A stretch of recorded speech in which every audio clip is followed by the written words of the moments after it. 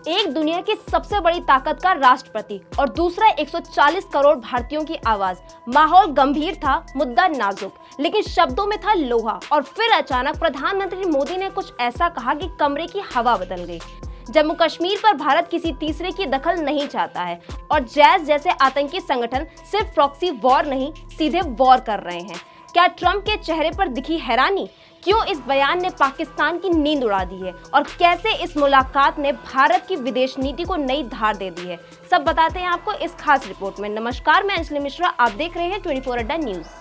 प्रधानमंत्री नरेंद्र मोदी एक बार फिर दुनिया को भारत के संप्रभु अधिकार और आतंकवाद के खिलाफ कड़ा रुख साफ कर दिया है। कनाडा में आयोजित G7 सम्मेलन के दौरान उन्होंने अमेरिका के राष्ट्रपति डोनाल्ड ट्रंप से स्पष्ट शब्दों में कहा कि भारत जम्मू कश्मीर जैसे संवेदनशील मुद्दे पर किसी तीसरे पक्ष की मध्यस्थता नहीं चाहेगा।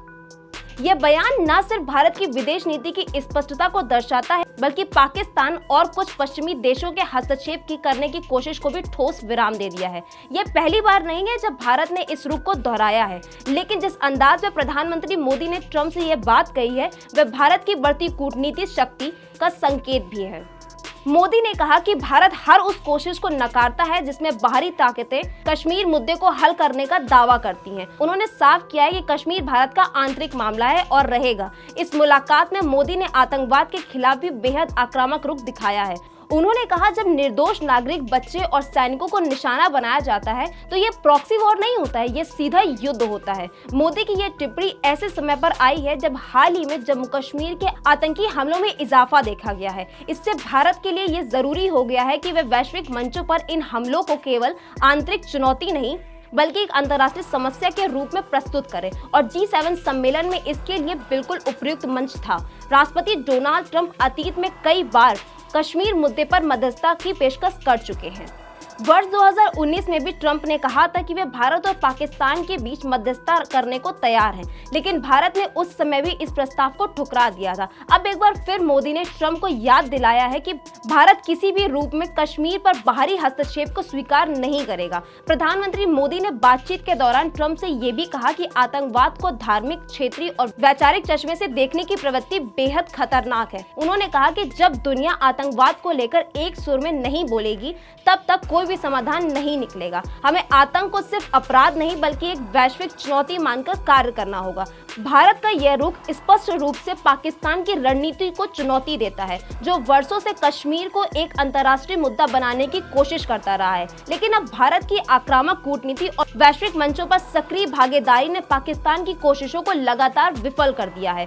मोदी ने यह भी कहा कि भारत अब 20वीं सदी का भारत नहीं रह गया है जो चुपचाप हमले सह ले। आज का भारत जवाब देता है और पूरी तरीके से ताकत के साथ। उन्होंने ट्रंप को बताया है कि हाल के वर्षों में भारत ने आतंकवाद के खिलाफ सर्जिकल स्ट्राइक और एयर स्ट्राइक जैसे कदम उठाकर यह साफ कर दिया कि वह सिर्फ निंदा नहीं करता है बल्कि जवाब भी देता है। बातचीत के दौरान प्रधानमंत्री मोदी ने चीन और पाकिस्तान की गुप्त साजिशों का भी उल्लेख किया है और उन्होंने कहा है कि स्टेट रिस्पॉन्स टेररिज्म आज सबसे बड़ी वैश्विक चुनौती बन चुकी है। उन्होंने ट्रंप से आग्रह किया है कि अमेरिका जैसे देशों को इस मुद्दे पर सेलेक्टिव साइलेंस नहीं रखना चाहिए बल्कि इसे हर मंच पर उठाना चाहिए। मोदी की ये दो टूक बातें हमें बताते हैं कि भारत अब कूटनीति में स्पष्ट और दृढ़ता दोनों के साथ चल रहा है। वह अब न किसी के दबाव में आता है और न ही ग्लोबल पावर बैलेंस के नाम पर समझौता करता है।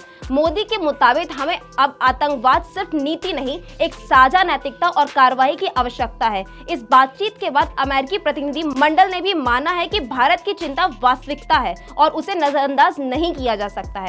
अमेरिका ने संकेत दिया है कि वह आतंक के खिलाफ भारत के साथ खड़ा रहेगा और पाकिस्तान पर अपने प्रभाव का उपयोग करेगा। प्रधानमंत्री मोदी का यह संवाद केवल एक द्विपक्षीय वार्ता नहीं था, बल्कि यह भारत की नई रणनीति और नए आत्मविश्वास का प्रतीक भी था। एक ऐसा भारत जो अब वेट एंड वॉच की नीति नहीं बल्कि स्पीक एंड स्टैंड की नीति पर चलता है। यह स्पष्ट है कि चाहे कश्मीर का हमला हो या आतंकवाद, भारत अपने राष्ट्रीय हितों पर कोई समझौता नहीं करेगा और दुनिया को भी इसके अनुरूप अपनी रणनीति बनानी होगी। इस पूरे घटनाक्रम का एक सबसे बड़ा संदेश यह रहा कि भारत अब सिर्फ प्रतिक्रिया देने वाला देश नहीं बल्कि अब वो वैश्विक विमर्श को दिशा देने वाला राष्ट्र बन गया है। प्रधानमंत्री मोदी ने आतंकवाद को युद्ध कहकर न केवल शब्दों की परिभाषा बदल दी, बल्कि यह भी दिखा दिया है कि भारत की विदेश नीति अब भावात्मक नहीं बल्कि रणनीतिक और स्पष्ट है। मोदी के शब्दों में एक संदेश छुपा हुआ था कि आतंक को अगर युद्ध की तरह नहीं लिया तो अगली लड़ाई सीमाओं पर नहीं शहरों के भीतर होगी। इस बीच पाकिस्तान में मोदी के इस बयान को लेकर बेचैनी देखी गई है। वहां के मीडिया और राजनीतिक विश्लेषक इसे भारत की आक्रामक कूटनीति